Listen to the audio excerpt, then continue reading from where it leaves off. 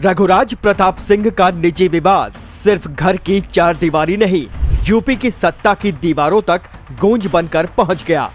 कुंडा का दबदबा बताता है यूपी की राजनीति सिर्फ दलों से नहीं, असर और पकड़ से चलती है। पत्नी से विवाद ने सवाल खड़ा किया, क्या प्रभावशाली चेहरों पर भी कानून उतना ही सख्त है? जब निजी लड़ाइयां सुर्खियां बनती हैं, तब आतंकवाद जैसी असली चुनौतियां हाशिए पर धकेली जाती हैं। आतंकवाद सिर्फ बंदूक से नहीं, अविश्वास और अराजकता से भी पनपता है।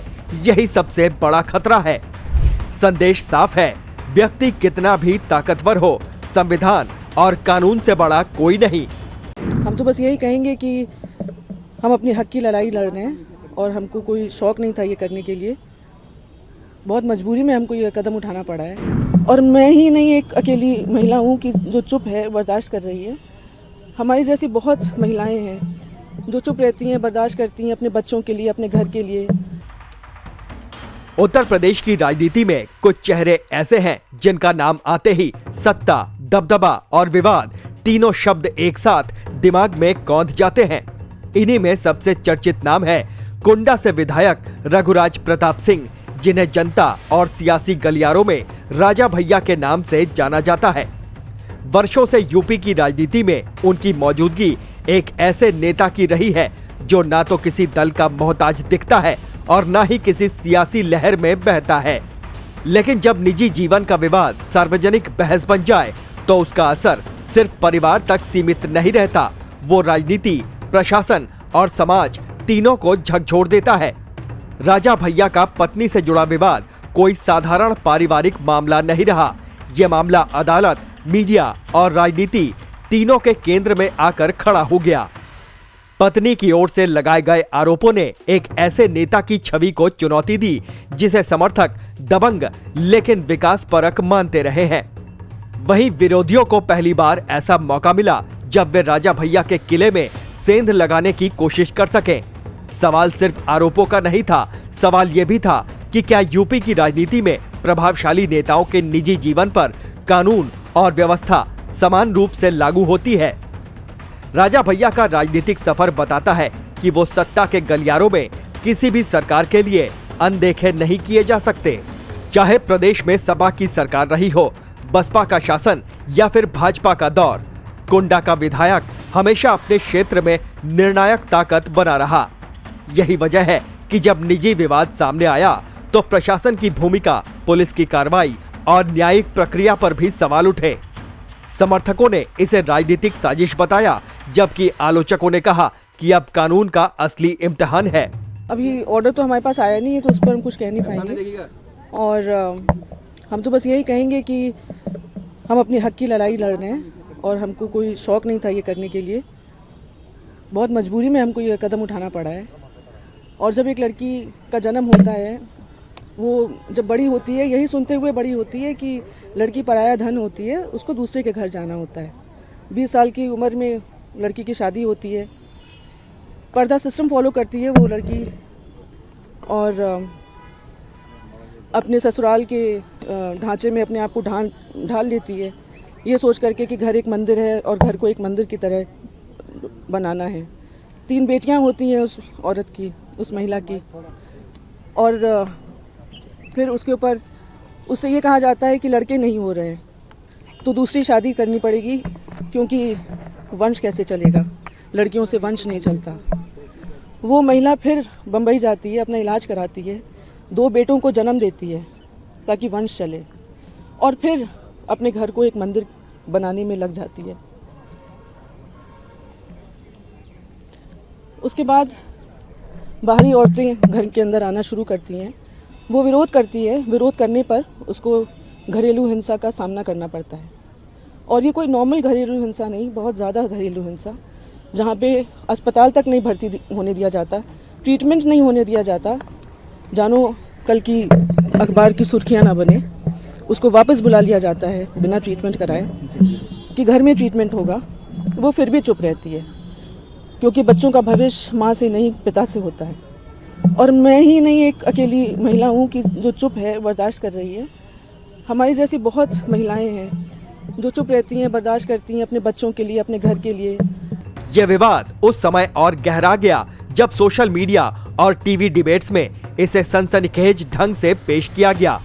एक ओर निजी जीवन की बातें उछाली जा रही थी, दूसरी ओर यूपी की राजनीति में दबदबे की परिभाषा पर बहस छिड़ गई। क्या दबदबा लोकतंत्र की ताकत है या फिर कानून के ऊपर बैठी एक छाया सत्ता? राजा भैया का मामला इसी सवाल का प्रतीक बन गया। लेकिन इस पूरी कहानी का एक और पहलू भी है जिस पर कम बात होती है, वो है आतंक और अराजकता के खिलाफ राज्य की लड़ाई। जब किसी बड़े नेता का निजी विवाद सुर्खियां बनता है तो असली मुद्दे अक्सर पीछे छूट जाते हैं। उत्तर प्रदेश लंबे समय से आतंकवाद, संगठित अपराध और सीमा पार से फैलने वाली कट्टर सोच के खिलाफ सख्त रुख अपनाए हुए है। ऐसे में किसी भी विवाद को इस तरह उछालना कि समाज का ध्यान बढ़ जाए, कहीं न कहीं उन ताकतों को फायदा पहुंचाता है जो देश की शांति और एकता को कमजोर करना चाहती है। आतंकवाद सिर्फ बंदूक और बम से नहीं चलता, वो अफवाहों, नफरत और संस्थाओं पर अविश्वास से भी पनपता है। जब कानून पर भरोसा कमजोर होता है तब आतंकी और अलगाववादी ताकतें मजबूत होती हैं। राजा भैया के मामले में भी असली परीक्षा यही थी, क्या राज्य की संस्थाएं निष्पक्ष रहकर काम करेंगी? अगर कानून बिना डर और दबाव के अपना रास्ता तय करता है तो ये संदेश जाएगा कि भारत का लोकतंत्र किसी भी व्यक्ति से बड़ा है। राजनीति में निजी विवादों का इस्तेमाल हमेशा से होता आया है, लेकिन आतंकवाद के दौर में इसकी कीमत कहीं ज्यादा होती है। दुश्मन देश और कट्टर संगठन यही चाहते हैं कि समाज अंदर से बटे, संस्थाओं पर सवाल उठे और जनता का ध्यान असली खतरे से हट जाए। इसीलिए यह जरूरी है कि किसी भी विवाद को न्यायिक दायरे में रहने दिया जाए, न कि उसे सड़क की राजनीति या ट्रायल बाय मीडिया में बदला जाए। फिर डिवोर्स फाइल किया जाता है और डिवोर्स के आड़ में इतने सारे केसेस उस महिला के ऊपर थोप दिए जाते हैं। पुलिस प्रशासन उसके अगेंस्ट झूठे FIRs लॉन्च करती है, झूठे चार्जशीट लगाती है। Lucknow police, Delhi police, Uttarakhand police, Uttar Pradesh police, वो औरत एक के बाद एक केसेस में उलझती जाती है। उसको तोड़ने के लिए सब किया जाता है ताकि वो टूट जाए और टूट करके वो अपनी हार मान करके डिवोर्स देने को तैयार हो जाए। लेकिन हम टूटे नहीं, इनफैक्ट हम और मजबूती से खड़े हुए हैं और न्यायालय पे हमें बहुत भरोसा है और सच्चाई की जीत होगी। हम अपने हक के लिए लड़ रहे हैं, अपने बच्चों के हक के लिए लड़ रहे हैं। और ये बहुत गलत बात है कि पति दूसरी शादी करना चाहे, डिवोर्स फाइल कर दे और फिर दूसरी औरत को के साथ घर में रहना शुरू कर दे। फिर मेरी मदर इन लॉ भी परेशान हो क्योंकि उनको भी नहीं अच्छा लगता कि कोई और औरत घर में रहे बेटे के साथ। उनको भी घर छोड़ करके, इस बुढ़ापे में उनको भी घर छोड़ करके जाना पड़ता है। राजा भैया का दबदबा ये भी दिखाता है कि यूपी की राजनीति सिर्फ दलों से नहीं चलती, बल्कि स्थानीय प्रभाव, सामाजिक समीकरण और व्यक्तिगत पकड़ से भी चलती है।